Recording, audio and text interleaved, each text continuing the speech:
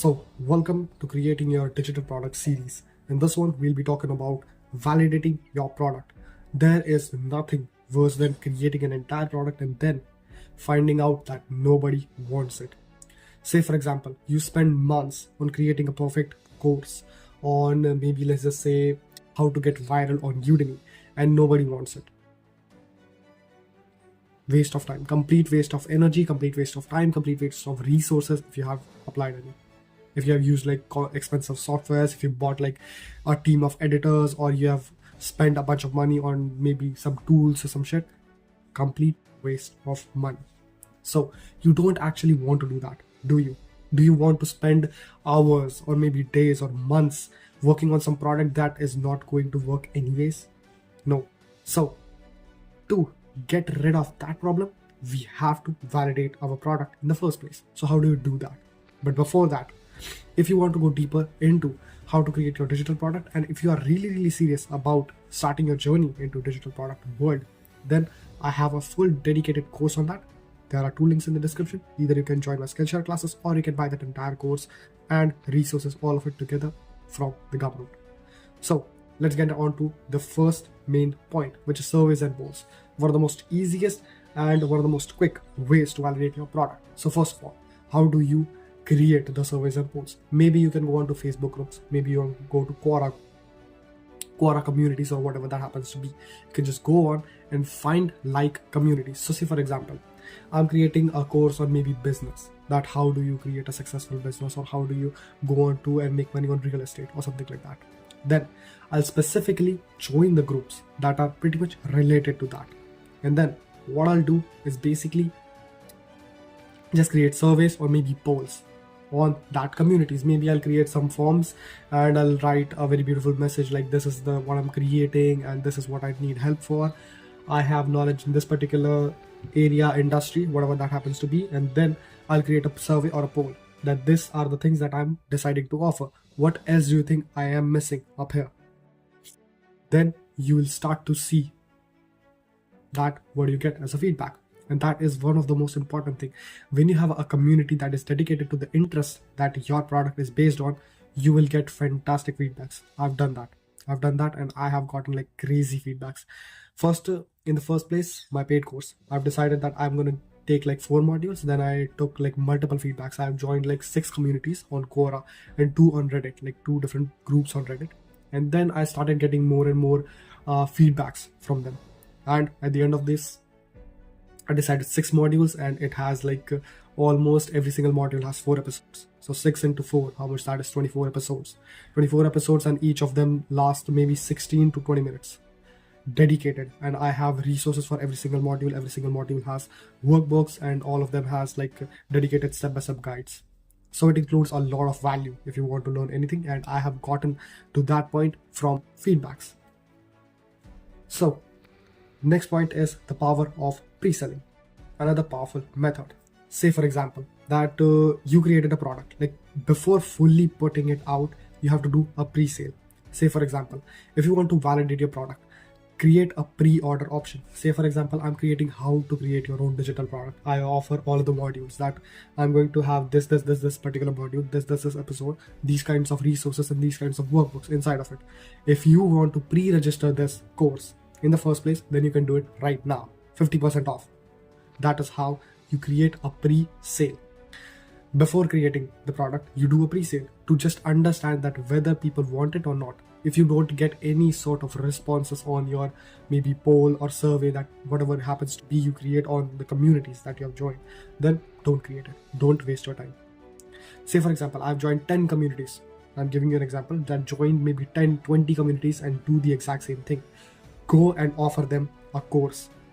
Write a dedicated long paragraph, include all of the modules that you're going to offer, all of the lessons that you're going to offer, all of the resources that you are going to offer, and explain them how valuable your product is going to be.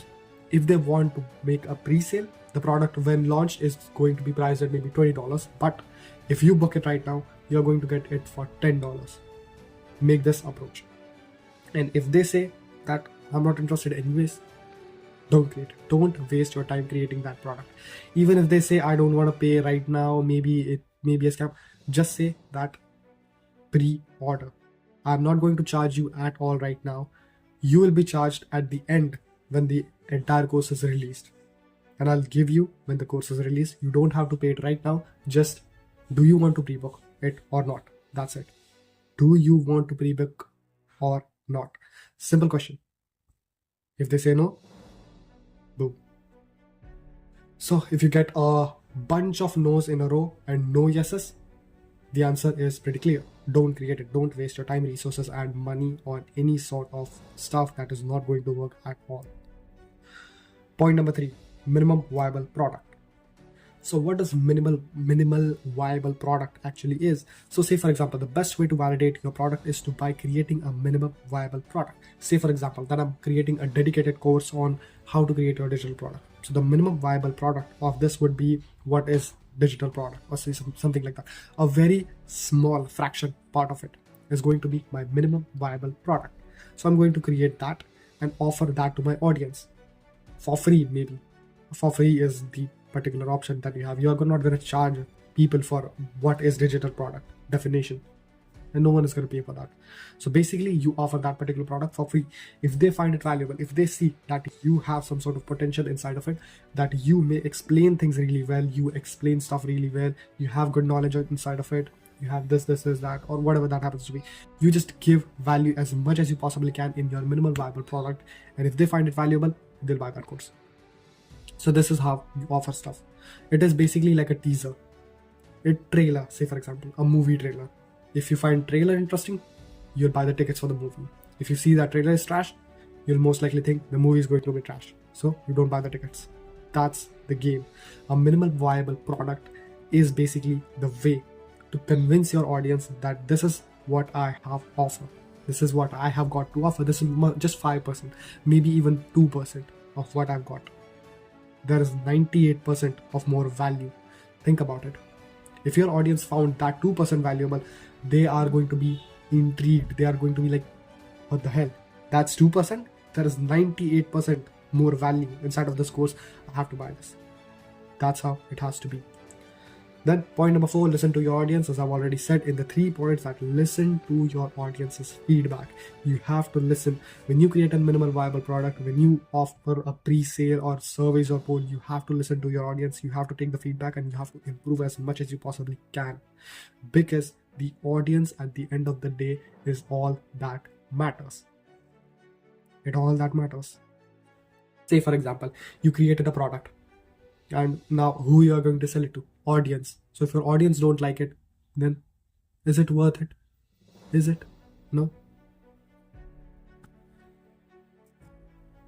So I'm not gonna take it too long. We're not gonna stretch this entire episode. This is a simple stuff. You have to create polls, you have to go to surveys, you have to join a bunch of communities, ask for the feedback that whether this is worth it or not, and offer maybe a small fraction of the course, maybe create something, maybe a tutorial, create a small tutorial on it and offer them. If they find it valuable, then work on that. Dedicate yourself on that. That's how the game is.